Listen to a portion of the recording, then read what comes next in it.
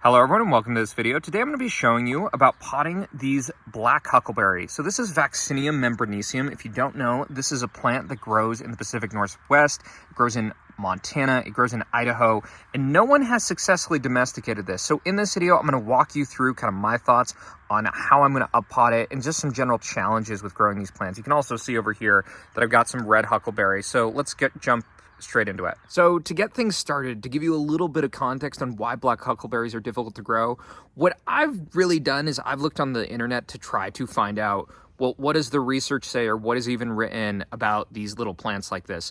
And it's not very clear because if you look on YouTube, even if you go look in academic studies, there's not that much information. Generally speaking, black huckleberries, they're generally more successful or they're more productive. I think it's like 4,000 to 6,000 feet, but they have a really wide range. They generally grow at the edge of forest clearings. A hawk just flew over me, by the way. And they like cool, moist environments. And they generally grow around a lot of different woody debris. So what I am thinking with how to plant these, and I've actually have some that I've grown for like over a year. I think you can see these right here. These are some ones that I have had for over a year.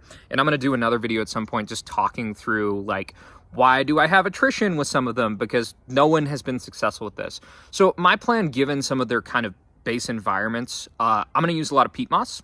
I'm going to use a lot of pine bark. I'm going to do about 50-50 and kind of feel it out from there. Because they're a Vaccinium, which is the same species as blueberry, you need to grow them in acidic soil. There's not like, I don't believe personally that you can really effectively, at least the type of soil I have, change the soil pH with, with sulfur.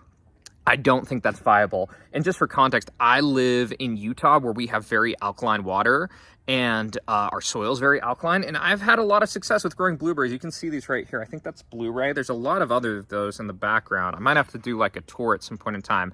So this is one of the bigger plants. I think I might show you some of this. I think the roots are really interesting with this. They're these kind of like thin and fibrous things. I think you can see them a little bit right there. And how I want to think about the plants, because you can even see like the little tops. Sorry, that's shaking a bit.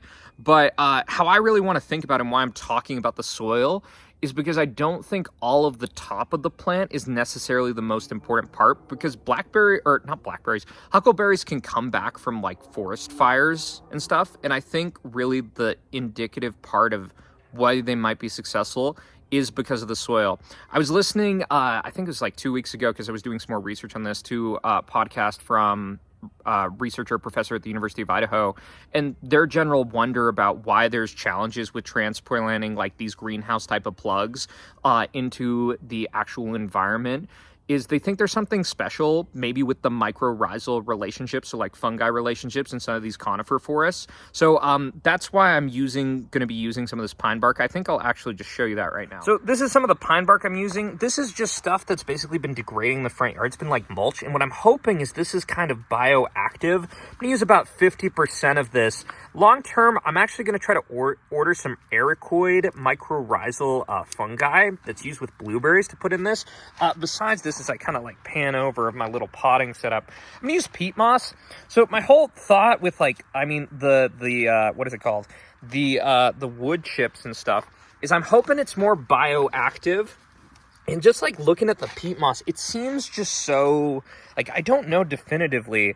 I feel like this is just coming from a bag. I don't feel like it's going to be that bioactive, so that's the type of hope. All right, so I've filled up these pots with about 50% pine bark, and then I'm going to just mix in the peat moss to try to get a more consistent mix. All right, so I have got these all planted like this. You can see that it's getting a little bit dark. So it's about 50-50, more or less. That's what I'm going to try to keep on going. You're probably seeing a little bit more peat moss at the top. Also show you a little bit more about the roots of these red huckleberries. These plugs I got are a little bit bigger. They're looking pretty nice and stuff. Also just show you the nice little helpers we have right here. There's another helper right on this front. So I'm just going to make sure that these get down below the soil, or like the tip of the pot, then I'm not burying them too deep, and then I'll show you how they look when we're done. So I just got done, and I think they actually look really good. It's probably pretty hard to see just because it's dark out. So I'm going to give you a shot tomorrow in the morning of how they look. I'm actually bringing them in, even though it's only going to be, like 40-something degrees, just because I think with transport stress, and just taking them out, and given that no one's been successful with them, I want to just try to give them as comfortable of a night as possible. So I will see y'all in the morning. All right, so here we are the day after. I would say everything looks pretty good. We're just going to go through these one by one. This plant has some pretty nice leaves right here. Looks generally okay with everything and all the potting. This guy's still going to leaf out. I think that's fine. It's kind of consistent with some of the black huckleberries I have.